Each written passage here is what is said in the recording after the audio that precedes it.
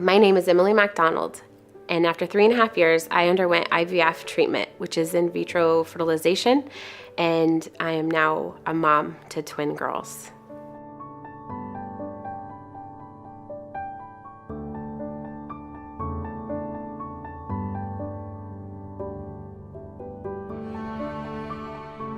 I knew right from early days that I wanted to be a mom. And we tried. 3 years we tried, and we said, well, let's go seek if there's a problem.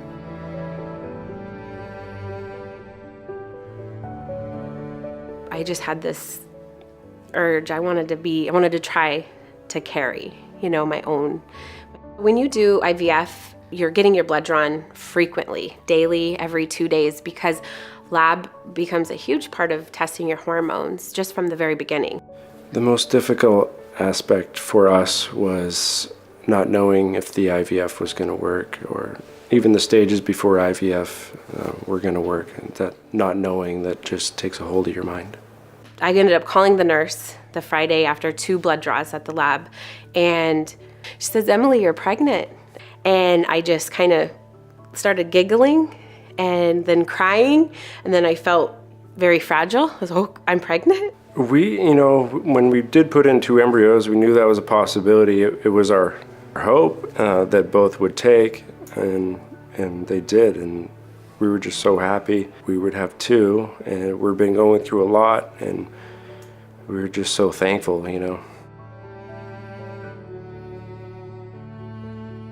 It was our first pregnancy, so there were difficult moments. We didn't really know what to expect or what to compare it to, but she was in quite a bit of discomfort, and we had a couple of scares with bleeding and so forth.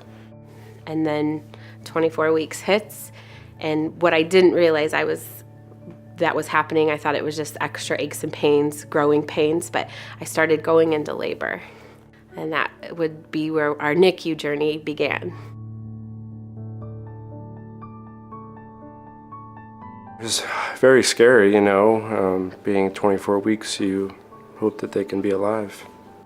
Ella came out not, breathing, and they had to resuscitate her and intubate her and get her going, which she did well. I didn't get to hold them. I didn't get to see her except from a picture, because I'm still pregnant with Evie, But so I'm still kind of in, I think, a state of shock, but I was excited. She's breathing okay, and so Nate went down with her, and yes, go be with our baby. He was kind of torn, do I stay with Emily or this new baby that we don't really know what's happening? He went down with Ella. I give birth to Evie. When you have a baby, they play like a lullaby through the whole hospital, and they played 2 because I had twins. That's kind of when I was like, I'm a mom, And so that took me a second, but that was the moment. She's like, "Are you okay?" And I said, "I'm just really happy." Those are my babies. And the unconditional love is really unexplainable. As a mom, you become their voice, you become their protector. And every day, and actually every couple of hours, they were drawing blood gases, and which checks their electrolytes. It gives a hemoglobin, which is their blood volume. So it's constant, around the clock. Labs are being monitored. 107 days later, I bring the girls home. They're both on oxygen.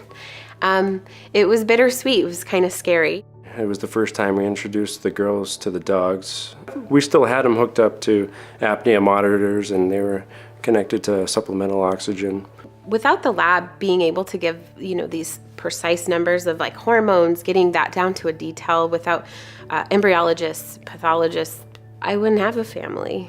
All of that technology is why I have my Ella and my Evie.